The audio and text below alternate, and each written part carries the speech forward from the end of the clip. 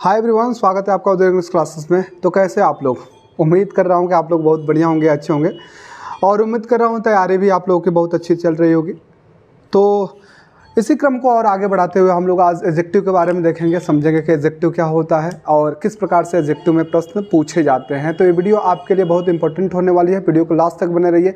अगर आप चैनल पर नए हैं तो चैनल को सब्सक्राइब कीजिए, अपने मित्रों के पास जो यूपी टेट की तैयारी कर रहे हैं उनके पास इस वीडियो को शेयर कीजिए, और यार लाइक करना मत भूलिए। यार व्यूज़ जा रहा है, लाइक जा ही नहीं रहा है, तो ऐसा आप मत कीजिए कि आप देखें और लाइक ना करें। यार लाइक करने में आपकी क्या कोई परेशानी होता है क्या? कुछ चला जाता है क्या? तो आप देख रहे हैं तो यार अगर अच्छा लग रहा है तो लाइक करो, नहीं अच्छा लग रहा है डिसलाइक कर दो। इसमें क्या है, समझ रहे बात को? आप डिसलाइक करोगे तो मैं सोचूंगा ना कि कंटेंट आपको बढ़िया नहीं प्रोवाइड कराया जा रहा है। तो कम से कम आप देख रहे हो तो लाइक करो या डिसलाइक, कुछ तो करो ना, समझ रहे बात को? और अच्छा लग रहा है तो अपने दोस्तों के पास शेयर करो यार, क्योंकि उनका भी भला हो, वो भी यूपी टेट में अच्छे मार्क्स ला पाए अंग्रेजी लैंग्वेज में। अगर नहीं अच्छा लग रहा है तो मत शेयर करो और डिसलाइक कर दो, और कमेंट में लिखो कि क्या बोलते हैं कि कुछ सुधार करने का अगर राय दे सकते हो तो वो दो। समझ रहे बात को? तो यार देखो, अच्छा लगता है लाइक करो, नहीं अच्छा लगता है डिसलाइक करो, सीधी सीधी बात है। समझ रहे बात को? तो चलिए इसी क्रम को आगे बढ़ाते हैं और देखते हैं कि एडजेक्टिव क्या होता है। देखिए, एडजेक्टिव को हिंदी में हम लोग विशेषण बोलते हैं। एडजेक्टिव को हिंदी में हम लोग विशेषण बोलते हैं। एडजेक्टिव क्या होता है? What is an adjective? देखिए, एक ऐसा शब्द जो किसी नाउन या प्रोनाउन की विशेषता बताता है। एडजेक्टिव एक ऐसा शब्द है जो किसी नाउन या प्रोनाउन की विशेषता बताता है। जैसे नाउन और प्रोनाउन हम लोग पढ़ चुके हैं, उसके बाद से एडजेक्टिव आ रहा है। तो एडजेक्टिव क्या होता है कि एक ऐसा शब्द जो किसी नाउन या प्रोनाउन की विशेषता बताता है, उसे एडजेक्टिव कहा जाता है। A word that qualifies a noun or pronoun is called an adjective. एक ऐसा शब्द जो किसी नाउन या प्रोनाउन की विशेषता बताता है उसे एडजेक्टिव बोलते हैं। अब परीक्षा में देखिए क्या पूछता है। परिभाषा पूछने के बहुत कम चांसेस होते हैं कि परीक्षा में पूछेगा, कि अब तक तो नहीं पूछा है यार, अब तक यूपी टेट के परीक्षा में परिभाषा नहीं पूछा है। पूछता क्या है? देखिए, पूछता है एक सेंटेंस देगा और कहेगा कि इसमें से कौन सा शब्द एडजेक्टिव है, आप पहचानिए। या अंडरलाइन कर देगा, अंडरलाइन करके उसके वजह से पूछेगा कि क्या बोलते हैं कि नीचे कई सारा दे देगा, नाउन, प्रोनाउन, एडजेक्टिव, एडवर्ब ऐसे करके दे देगा, बोलेगा अंडरलाइन शब्द कौन सा है। तो एडजेक्टिव पहचानना बड़ा जरूरी है। समझ रहे हैं? पहचानेंगे हम लोग कैसे? देखिए, जो जिस भी पार्ट्स ऑफ स्पीच को पहचानना होता है उसको सेंटेंस के प्रयोग के आधार पर पहचाना जाता है। सेंटेंस में कौन से स्थान पर उसका प्रयोग हुआ है वैसे किया जाता है। सीधी सीधी एक सामान्य सा हम लोग एक थॉट लगा सकते हैं, एक अनुमान लगा सकते हैं। एक थॉट है सामान्य सा के जो नाउन और प्रोनाउन की विशेषता बताता है उसे एडजेक्टिव कहा जाता है। देखिए, आपका पहला सेंटेंस है कि Rohan was an honest student. Rohan was an honest student. दूसरा आपका है कि आई एम इंटेलिजेंट। दो आपके पास सेंटेंसेज हैं, आप में पहचानना है यहाँ पे कि कौन सा एडजेक्टिव है। उससे के पहले हम लोग नाउन और प्रोनाउन पहचान लेते हैं। तो रोहन यहाँ पे नाउन है, आपको मैं बताया हूँ किसी भी जो क्रिया का सब्जेक्ट होता है वो नाउन या प्रोनाउन होता है, तो ये नाम है, प्रॉपर नाउन है। फिर क्या बोलते हैं, एम आपका वर्ब है, इसका पार्ट है आई। आई यहाँ पे क्या है? प्रोनाउन। ये नाउन तो है नहीं, आई आपका पर्सनल प्रोनाउन होता है। ठीक है, देखिए अब यहाँ कहा जा रहा है कि Rohan was an honest student. Student आपका नाउन होता है, ये आपका नाउन है। ऑनेस्ट कौन है? स्टूडेंट है। नाउन को क्वालिफाई कर रहा है, ईमानदार विद्यार्थी। समझ रहे हैं? तो जो शब्द नाउन को क्वालिफाई करता है उसे क्या बोलते हैं हम लोग? एडजेक्टिव बोलते हैं। इतनी बातें समझ में आ रही है? नेक्स्ट है आई एम इंटेलिजेंट। अब इंटेलिजेंट कौन है? आई एम, मैं। अर्थात जो शब्द प्रोनाउन को क्वालिफाई करता है उसे क्या बोलते हैं? एडजेक्टिव बोलते हैं। ऐसे ही हजारों एडजेक्टिव्स हैं जिनको सेंटेंस में प्रयोग के आधार पर आप लोग आराम से बांट सकते हैं। कोई बोल रहा है कि सी इज इल। इल कौन है? सी। सी क्या होता है? प्रोनाउन होता है। प्रोनाउन को जो क्वालिफाई करता है अर्थात इल वहाँ पे क्या हो गया? एडजेक्टिव हो गया।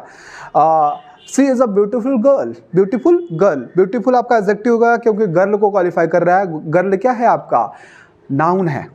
It's hot water.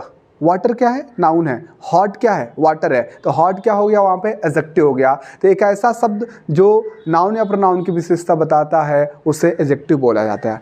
तो ऐसे पूछता है, ऐसे दे देगा, पूछेगा कि एडजेक्टिव पहचानिए, तो आराम से आप सेंटेंस पढ़िएगा। आई थिंक आप नाउन पहचान लोगे, प्रोनाउन पहचान लोगे। अब देखिएगा कि इसमें से ऑनेस्ट कौन है? स्टूडेंट है, तो ईमानदार स्टूडेंट है, तो स्टूडेंट आपके नाउन है, नाउन की विशेषता बताता है, एडजेक्टिव हो गया। इंटेलिजेंट कौन हूँ? मैं हूँ, तो आई। आई ये प्रोनाउन है, प्रोनाउन की जो विशेषता बता रहा है एडजेक्टिव हो गया। एक चीज और बता रहा हूं यहां पे, देखिए ये आपका नाउन है ना, ये आपका नाउन है। तो कहा जाता है कि नाउन के पहले अगर किसी भी एडजेक्टिव का प्रयोग हुआ है तो उस प्रयोग को हम लोग एट्रीब्यूटिव यूज बोलते हैं।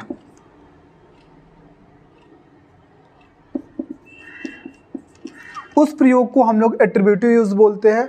अगर वर्ब के बाद से एडजेक्टिव का प्रयोग हुआ है तो उस क्या बोलते हैं कि प्रयोग को हम लोग प्रेडिकेटिव यूज बोलते हैं।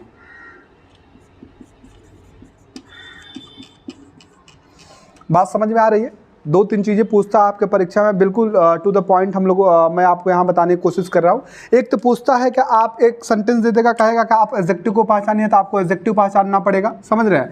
दूसरा ये पूछ सकता है आपसे कि अगर कोई नाउन है, यहाँ पूछ देगा कि कौन से यूज में एडजेक्टिव का प्रयोग हुआ है। तो अगर किसी नाउन के पहले एडजेक्टिव आता है तो उसे एट्रीब्यूटिव यूज बोलते हैं, उसे एट्रीब्यूटिव यूज बोलते हैं। और किसी वर्ब के बाद से अगर एडजेक्टिव आता है तो उसे हम लोग प्रेडिकेटिव यूज बोलते हैं। समझ रहे बात को? इतनी चीजें आई थिंक आपको समझ में आई होगी। इसको नोट कीजिए, आगे बढ़ते हैं हम लोग।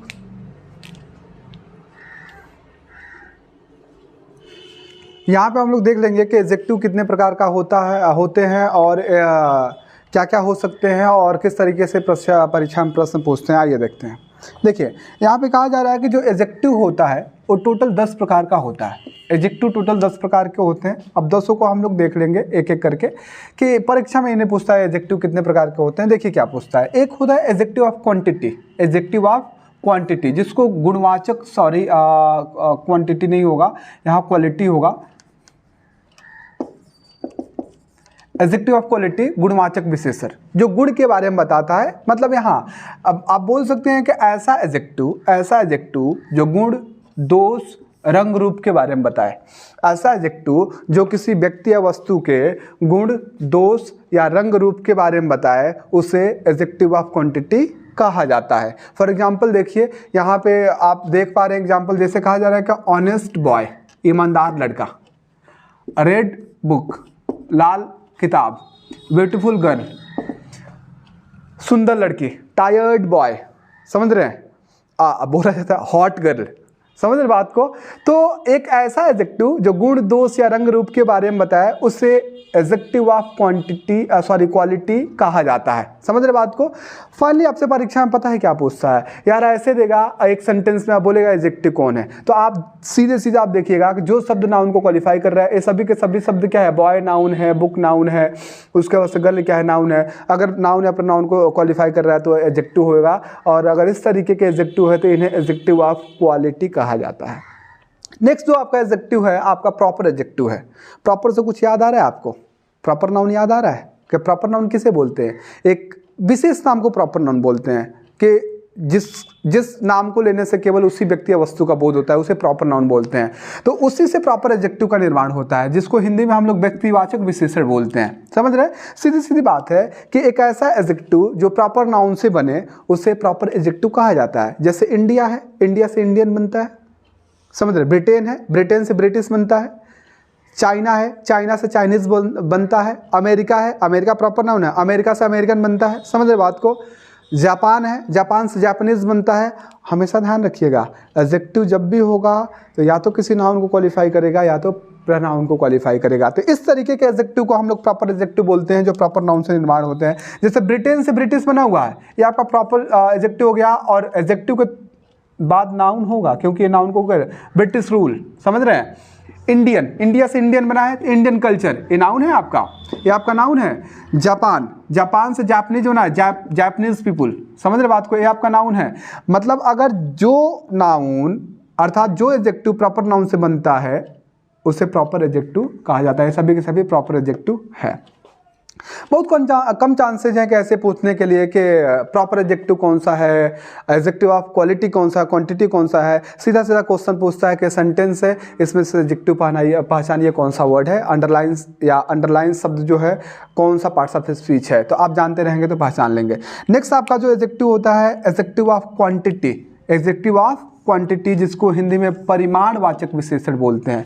हिंदी में परिमाणवाचक विशेषण बोला जाता है। देखिए जैसे परिमाणवाचक विशेषण मतलब परिमाण मतलब मात्रा बोल सकते हैं, जो मात्रा बताने का काम करता है। जैसे आप बोलेंगे 2 लीटर पानी, समझ रहे बात को। यहाँ पे कुछ पानी, कुछ तेल, कुछ दूध, पर्याप्त पानी। समझ रहे हैं? तो ये जो कुछ बोल रहे हैं ना, कुछ पानी, तो कुछ जो है ना वाटर को क्वालिफाई करे, वाटर नाउन है, और कुछ जो है ना ये आपका एडजेक्टिव ऑफ क्वांटिटी, मात्रा बता रहा है। समझ रहे बात को। तो यहाँ पे आप देख पा रहे हो कि सम वाटर, यहाँ पे ये आपका वाटर नाउन है और ये आपका एडजेक्टिव ऑफ क्वांटिटी, क्योंकि मात्रा बताने का काम कर रहा है। इनफ ऑयल, ऑयल आपका नाउन होता है, मटेरियल नाउन होता है, देख रहे हैं, ये मात्रा बताने का काम कर रहा है। लिटिल मिल्क, ये आपका क्या बोलते हैं, नाउन है, लिटिल थोड़ा सा मिल्क, नौ के बराबर, समझ रहे बात को। तो एक ऐसा एडजेक्टिव जो मात्रा बताने का काम करता है उसे एडजेक्टिव ऑफ क्वांटिटी कहा जाता है। इसको नोट कीजिए, आगे बढ़ते हैं हम लोग। आइए हम लोग और आगे देख लेते हैं कि एडजेक्टिव क्या होता है। चौथा नंबर जो एडजेक्टिव है आपका adjective of number, adjective of number, इसको हिंदी में बोलते हैं संख्यावाचक विशेषण। जो फोर्थ नंबर आपका एडजेक्टिव है, एडजेक्टिव ऑफ नंबर होता है, इसको हिंदी में हम लोग संख्यावाचक विशेषण बोलते हैं। संख्या के बारे में बताता है, संख्यावाचक विशेषण इसे बोला जाता है, समझ रहे बात को। इसके पहले हम लोग पढ़े एडजेक्टिव ऑफ क्वालिटी, उसके बाद से proper adjective and adjective of quantity, तीन पढ़ लिए हैं। चौथा एडजेक्टिव ऑफ नंबर, संख्यावाचक विशेषण। संख्यावाचक विशेषण क्या होता है? ऐसा एडजेक्टिव जो संख्या बताए, ऐसा एडजेक्टिव जो संख्या बताता है उसे संख्यावाचक विशेषण बोला जाता है, समझ रहे बात को। देखिए क्या कहा जा रहा है, कहा जा रहा है कि जो एडजेक्टिव ऑफ नंबर होते हैं ना, एडजेक्टिव ऑफ नंबर, इनको दो आधार पर दो भागों में बांटा जाता है। जैसे एडजेक्टिव ऑफ नंबर को दो भागों में बांटा जाता है, एक बोला जाता है डेफिनेट एडजेक्टिव ऑफ नंबर, एक होता है indefinite adjective of number. Definite का मतलब निश्चित होता है, इनडेफिनेट का मतलब अनिश्चित होता है। तो एडजेक्टिव ऑफ नंबर को दो भागों में बांटेंगे, डेफिनेट एडजेक्टिव ऑफ नंबर और दूसरा क्या है, इनडेफिनेट एडजेक्टिव ऑफ नंबर। आइए उदाहरण से समझते हैं। देखिए डेफिनेट का मतलब जो निश्चित संख्या बताए, निश्चित संख्या जो बताए ना, जो निश्चित संख्या बताए उसे डेफिनेट एडजेक्टिव ऑफ नंबर कहते हैं। इनडेफिनेट एडजेक्टिव ऑफ नंबर जो अनिश्चित संख्या बताती है उसे इनडेफिनेट एडजेक्टिव ऑफ नंबर कहा जाता है। देखिए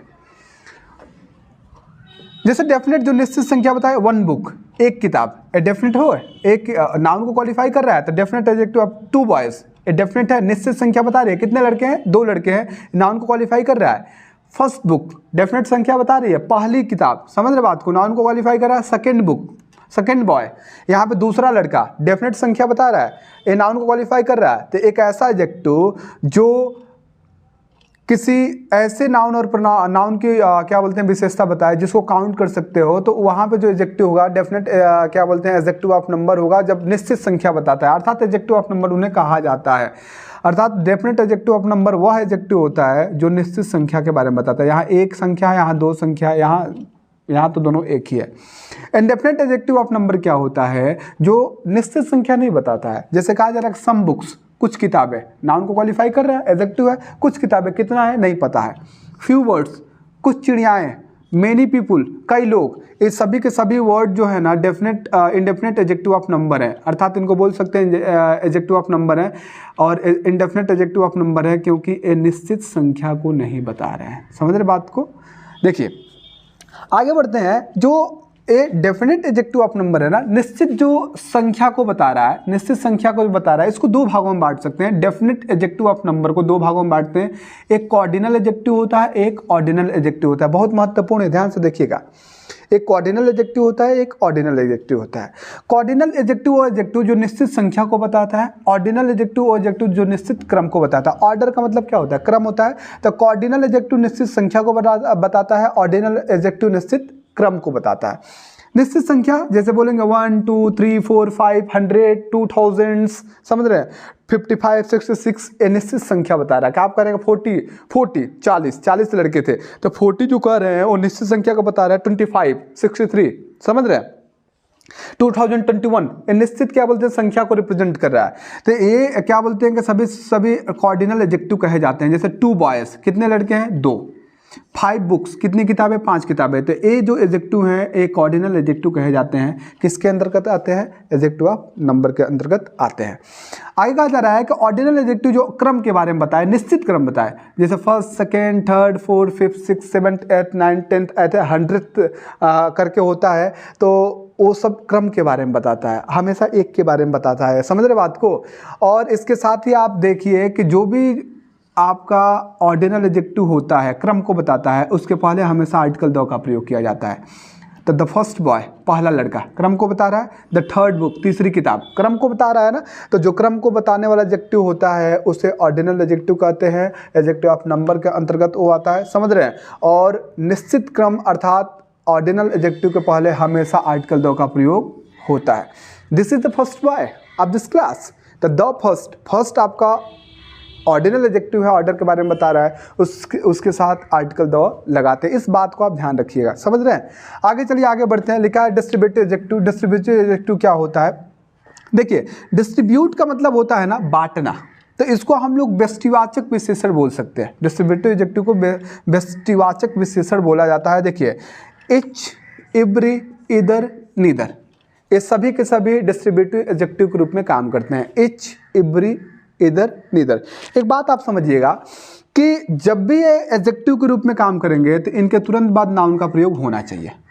बात समझिएगा, ये आपके प्रोनाउन के रूप में भी काम करते हैं। अगर आप प्रोनाउन देखे होंगे तो डिस्ट्रीब्यूटिव प्रोनाउन भी कहा जाता है। दोनों में अंतर क्या होता है? देखिए, जब भी ये एडजेक्टिव के रूप में काम करेंगे तो इनके तुरंत बाद नाउन का होना अति आवश्यक है, क्योंकि एडजेक्टिव का काम ही है किसी नाउन या प्रोनाउन को क्वालिफाई करना, और इसका काम है कई सारे संख्याओं में से एक की बात करना। समझ रहे? बंटवारा कर देता है, समझ रहे हैं। तो यहाँ पे कहा जा रहा है कि जैसे मान लीजिए उदाहरण दिया है इच, बॉय या बॉयज, ये भी बात आप ध्यान रखिएगा। इन सबके बाद हमेशा हमेशा और हमेशा सिंगुलर नाउन का यूज होता है, प्लूरल नाउन का यूज नहीं होता है। इस बात को भी समझिएगा। आगे कहा जा रहा है कि इज या आर, तो इन जब ये सिंगुलर नाउन का यूज किया जा रहा है तो इनके साथ सिंगुलर वर्ब का यूज किया जाएगा, प्लूरल वर्ब का यूज नहीं किया जाएगा। तो इच बॉय इज हंग्री। एक बात और समझिए कि जितने शब्द हैं ना, सभी के सभी डिस्ट्रीब्यूटिव एडजेक्टिव के रूप में काम करते हैं, बशर्ते इनके तुरंत बाद किसी नाउन का प्रयोग होना चाहिए। इसके तुरंत बाद नाउन का प्रयोग हुआ है, और इनके तुरंत बाद हमेशा सिंगुलर काउंटेबल नाउन का, जिसको गिन सकते हैं, सिंगुलर काउंटेबल नाउन का प्रयोग होता है, प्लूरल काउंटेबल नाउन का प्रयोग नहीं होता है। और ये सिंगुलर सब्जेक्ट का काम करता है, इसके साथ हमेशा सिंगुलर वर्ब का यूज करते हैं। समझ में आ रहा है? और प्रोनाउन में अंतर क्या होता है? ऐसे बोला जाता है कि each of you, each of you is present, each of you is present। आप कहेंगे सर यहाँ is कैसे होगा? तो भाई जो ए ऑफ है प्रीपोजिशन है, इसके पहले जो आ रहा है इसी के अकॉर्डिंग हम सब्जेक्ट लगाएंगे, और each, एवरी, इधर, नीदर, ये सभी के सभी सिंगुलर सब्जेक्ट के जैसे ट्रीट किए जाते हैं। तो ये प्रोनाउन का काम कर रहा है यहाँ पे। ये आपका डिस्ट्रीब्यूटिव प्रोनाउन है, क्योंकि इसके तुरंत बाद नाउन नहीं आया ना। अगर इनके तुरंत बाद नाउन आ जाए तो ये आपके एडजेक्टिव का काम करेंगे, अगर इनके तुरंत बाद नाउन नहीं आए तो यही प्रोनाउन के काम करेंगे। और ध्यान रखिएगा, हमेशा इनके बाद जो वर्ब आएगा सिंगुलर वर्ब यूज किया जाता है। ई ना कि यू के साथ यहाँ आर यूज कर देंगे तो गलत हो जाएगा। समझ रहे? इसके अकॉर्डिंग हम लोग वर्ब यूज करेंगे, वहाँ पे इज होगा। तो ये आपका डिस्ट्रीब्यूटिव प्रोनाउन है, क्योंकि इसके बाद नाउन का यूज नहीं हुआ है, और ये आपका डिस्ट्रीब्यूटिव एडजेक्टिव है, क्योंकि इसके तुरंत बाद नाउन यूज हुआ। जो भी आपको मैं एडजेक्टिव पढ़ा रहा हूं ना, उनके बाद नाउन आएगा ही आएगा, तभी वो एडजेक्टिव का काम करेंगे, तभी तो नाउन को क्वालिफाई करेंगे यार। समझ रहे बात को? इसको नोट कीजिए। आगे बढ़ते हैं हम लोग। आइए यहाँ पे हम लोग बाकी के बच्चे एडजेक्टिव्स को पढ़ लेते हैं, क्या होते हैं। चलिए देखिए, जो छठा नंबर आपका एडजेक्टिव है, इसको हम लोग डेमोन्स्ट्रेटिव एडजेक्टिव को बोल रहे हैं। डेमोन्स्ट्रेटिव, डेमोन्स्ट्रेट का मतलब प्रभाव डालना या संकेत करने का सेंस आता है। तो डेमोन्स्ट्रेटिव एडजेक्टिव को हम लोग हिंदी में संकेतवाचक विशेषण बोलते हैं। संकेतवाचक विशेषण, संकेतवाचक विशेषण क्या होता है? ऐसा एडजेक्टिव जो संकेत करने का काम करे। ठीक है, ऐसा एडजेक्टिव जो संकेत करने का काम करता है उसे डेमोन्स्ट्रेटिव एडजेक्टिव बोलते हैं, संकेतवाचक विशेषण कहा जाता है। जैसे दिस हो गया, दैट हो गया, दिस हो गया, दोज हो गया, द सेम हो गया, सच हो गया। This, that, this, those, the same या सच, ये सभी के सभी डेमोन्स्ट्रेटिव एडजेक्टिव के रूप में काम करते हैं, बशर्ते इनके बाद किसी नाउन का प्रयोग होना चाहिए। समझ रहे बात को? देखिए, जैसे यहाँ पे आप देख पा रहे हो, दिस बुक, ये नाउन का प्रयोग हुआ है। डैट मोबाइल, नाउन का प्रयोग हुआ है। दोज बॉयज, नाउन का प्रयोग हुआ है। तो ये क्या करते हैं ना, डेमोन्स्ट्रेटिव एडजेक्टिव का काम क्या होता है? अपने बाद आने वाले तुरंत जो नाउन होते हैं उनकी तरफ इशारा करते हैं। डेमोन्स्ट्रेटिव प्रोनाउन भी होता है। दोनों में अंतर क्या होता है? देखिए, मान लीजिए अगर कहा जा रहा है कि दिस बुक इज कॉस्टली, यह किताब महंगा है। This book, this book, this किसके तरफ संकेत कर रहा है? बुक की तरफ, तो नाउन को क्वालिफाई कर रहा है, तो दिस आपका एडजेक्टिव हो गया। अगर यही कहा जाए कि दिस इज कॉस्टली, यह महंगा है, दिस इज कॉस्टली बुक, यह महंगी किताब है। समझ रहे बात को? तो यहाँ पे दिस इज कॉस्टली, दिस के बाद से इज आ रहा है, इज क्या है? वर्ब है। समझ रहे बात को? तो वहाँ पे दिस क्या हो जाएगा? प्रोनाउन हो जाएगा। सीधी सीधी बात है। जब इनके तुरंत बाद किसी नाउन का यूज होता है तो एडजेक्टिव का काम करते हैं, जब इनके तुरंत बाद नाउन का यूज नहीं होता है तो प्रोनाउन का काम करते हैं। आगे चलिए, आगे बढ़ते हैं। नेक्स्ट आपका है कि इंट्रोगेटिव एडजेक्टिव। इसको हिंदी में हम लोग प्रश्नवाचक विशेषण बोलते हैं, इंट्रोगेटिव एडजेक्टिव। कहा जा रहा है कि ऐसा एडजेक्टिव जिससे प्रश्न पूछा जाता है, ऐसा एडजेक्टिव जिससे प्रश्न पूछा जाता है उसे इंट्रोगेटिव एडजेक्टिव कहा जाता है। इंट्रोगेटिव प्रोनाउन भी पढ़े थे आप लोग। तो दोनों में अंतर, हमेशा एडजेक्टिव और प्रोनाउन में अंतर क्या होता है यार? एडजेक्टिव के तुरंत बाद नाउन आता है, समझ रहे हैं? प्रोनाउन के बाद नाउन नहीं आता है। प्रोनाउन तो नाउन की जगह पे आता है ना, तो अपने इस भेजे में रखिएगा, दिमाग में रखिएगा, समझ रहे हैं? तो ऐसा एडजेक्टिव जिससे प्रश्न पूछा जाता है उसे प्रश्नवाचक विशेषण बोला जाता है या इंट्रोगेटिव एडजेक्टिव कहा जाए। जैसे व्हाट कलर, कौन सा रंग, ये नाउन आ रहा है, देख रहे हैं? विच बुक, कौन सी किताब, समझ रहे हैं? हुज मोबाइल, किसका मोबाइल। तो ऐसा एडजेक्टिव बोलेंगे कि कौन सा कलर अच्छा है, किसके, क्या बोलते हैं, कौन सी किताब बढ़िया है, किसका मोबाइल है, तो हुज मोबाइल इज दिस, समझ रहे हैं? तो जब व्हाट, विच, हुज का प्रयोग हम लोग प्रश्न पूछने के लिए करते हैं और इनके तुरंत बाद नाउन का प्रयोग हो तो इन्हें इंट्रोगेटिव एडजेक्टिव कहा जाता है। नेक्स्ट आपका पॉजेसिव एडजेक्टिव है, जिसको हिंदी में अधिकारवाचक विशेषण बोलते हैं। पॉजेसिव एडजेक्टिव बहुत आसान है, मैं आपको पढ़ाया भाई हूँ प्रोनाउन में इसको। ऐसा एडजेक्टिव जिससे अधिकार दिखाने का काम हो या संबंध बताने का काम हो उसे हम लोग पॉजेसिव एडजेक्टिव बोलते हैं। सीधा सीधा है, my, our, your, his, her, its, their को पॉजेसिव एडजेक्टिव कहा जाता है। My, our, your, his, her, its और देयर को पॉजेसिव एडजेक्टिव कहा जाता है, क्योंकि इनके तुरंत बाद किसी भी हाल में हमेशा नाउन आना चाहिए। आप कहेंगे मेरा घर, माई हाउस, उसका घर, हिज हाउस, हमारा देश, आवर कंट्री। इनके तुरंत बाद कभी भी आप पढ़ के देखिएगा जरूर नाउन आएगा, चाहे सिंगुलर आए, चाहे प्लुरल आए, चाहे काउंटेबल आए, चाहे अनकाउंटेबल आए, नाउन आना ही आना है। समझ रहे बात को? जैसे माई होम, ये आपका पॉजेसिव एडजेक्टिव। मेरा घर, अधिकार दिखा रहा है ना, आवर कंट्री, हमारा देश, यहाँ अधिकार देख, माई ब्रदर, मेरा भाई, उस पर अधिकार या संबंध की भाव दिखा रहा है। तो सीधी सीधी बात है, my, our, your, his, her, its और देयर को पॉजेसिव एडजेक्टिव कहा जाता है, क्योंकि अधिकार या संबंध दिखाने की बात करते हैं। इनके तुरंत बाद किसी भी कंडीशन में नाउन आता ही तो आता है, ठीक है। नेक्स्ट आपका एडजेक्टिव है एम्फेसाइजिंग एडजेक्टिव। एम्फेसाइजिंग एडजेक्टिव को हिंदी में बलदायक विशेषण बोला जाता है। बलदायक विशेषण, समझ रहे हैं? अर्थात ऐसा एडजेक्टिव जो बल या जोर लगाए, किसी नाउन पे बल या जोर लगाने का काम करे, उसे बलदायक एडजेक्टिव कहा जाता है। जैसे बलदायक एडजेक्टिव में कौन कौन से आते हैं? एम्फेसाइजिंग, ओन हो गया, वेरी हो गया, सेम हो गया, वेरी सेम हो गया। ये सभी के सभी एम्फेसाइजिंग एडजेक्टिव के रूप में काम करते हैं। जैसे my own book, my own book, own का मतलब अपनी, मेरी अपनी किताब, my own book, this is the same boy, this is the same boy, समझ रहे हैं? यहाँ दो लगा देंगे इसके पहले, तो this is the same boy, यह वही लड़का है, समझ रहे हैं? तो ये सभी के सभी क्या बोलते हैं, इनके तुरंत बाद नाउन यूज होगा और यह एम्फेसाइजिंग एडजेक्टिव के रूप में ये सभी का प्रयोग किया जाएगा। नेक्स्ट है आपका एक्सक्लामेटरी एडजेक्टिव, जो लास्ट वाला है। एक्सक्लामेटरी एडजेक्टिव को हिंदी में विस्मयादि बोधक विशेषण बोला जाता है, समझ रहे हैं? एक्सक्लामेटरी एडजेक्टिव, जब व्हाट का प्रयोग हम लोग एडजेक्टिव के रूप में करते हैं, एडजेक्टिव की तरह करते हैं, तो उसे एक्सक्लामेटरी एडजेक्टिव कहते हैं। जैसे आप अक्सर सुनेंगे what an idea sir ji, what an idea, तो वहाँ जो व्हाट है एक्सक्लामेटरी एडजेक्टिव का काम कर रहा है। व्हाट फुली, क्या मुख्ता है, क्या मुख्ता है, समझ रहे बात को? तो यहाँ पे नाउन को क्वालिफाई कर रहा है, यहाँ पे नाउन को क्वालिफाई कर रहा है। तो यार नाउन को क्वालिफाई करने वाला शब्द ही तो एडजेक्टिव होता है, समझ रहे बात को? तो यहाँ पे ए आपका एक्सक्लामेटरी एडजेक्टिव हो जाएगा। समझ रहे कितना आसान है? आप इसे नोट कीजिए, आगे बढ़ते हैं हम लोग। चलिए यहाँ डिग्री के बारे में हम लोग देख लेते हैं कि डिग्री क्या होता है और एडजेक्टिव में कैसे उसको हम लोग देखते हैं, समझते हैं। देखिए यहाँ कंपेरिजन ऑफ एडजेक्टिव्स, एडजेक्टिव की जब तुलना करते हैं तो डिग्री की बात करनी पड़ेगी। देखिए डिग्री जो अंग्रेजी में अगर कहा जाए तो तीन होता है, एक पॉजिटिव डिग्री होता है, दूसरा कंपैरेटिव डिग्री होता है, तीसरा superlative degree. Positive degree, comparative degree, superlative degree. हमेशा पॉजिटिव डिग्री का सामान्य वे में प्रयोग किया जाता है। जैसे आप बोलते हैं गुड, इसका आपका कंपैरेटिव डिग्री क्या होता है? बेटर, और सुपरलेटिव डिग्री बेस्ट, अच्छा, बहुत अच्छा, सबसे अच्छा। वीक, वीकर, वीकेस्ट, कमज़ोर, बहुत कमज़ोर, सबसे कमज़ोर। इसका कमज़ोर सेंस आएगा, इसमें बहुत जुड़ जाता है, इसमें सबसे जुड़ जाता है। कुछ ऐसे एडजेक्टिव्स होते हैं ना जिनका ऐसे फॉर्म बन नहीं पाता है, तो उनको कंपेयर करने के लिए कंपैरेटिव डिग्री बनाने के लिए मोर लगाते हैं और सुपरलेटिव डिग्री बनाने के लिए क्या लगाते हैं? मोस्ट बनाते हैं। जैसे beautiful, more beautiful, most beautiful. सुंदर, बहुत सुंदर, सबसे सुंदर। Intelligent, more intelligent, most intelligent. ऐसे बहुत सारे एडजेक्टिव्स हैं जिनका हम लोग डिग्री नहीं बना पाते हैं, तो मोर और मोस्ट लगा कर बनाते हैं। मोर कंपैरेटिव डिग्री में लगता है, मोस्ट सुपरलेटिव डिग्री में लगता है। समझ रहे बात को? और हमेशा याद रखिएगा कि सुपरलेटिव डिग्री के पहले हमेशा आर्टिकल द का प्रयोग होता है। जब भी सुपरलेटिव डिग्री कहीं भी प्रयोग होगा तो आर्टिकल द का प्रयोग होगा, समझ रहे हैं। यहाँ पे देखिए सुपरलेटिव डिग्री जो होता है हमेशा एक की बात करता है, सुपरलेटिव डिग्री हमेशा एक की बात करता है।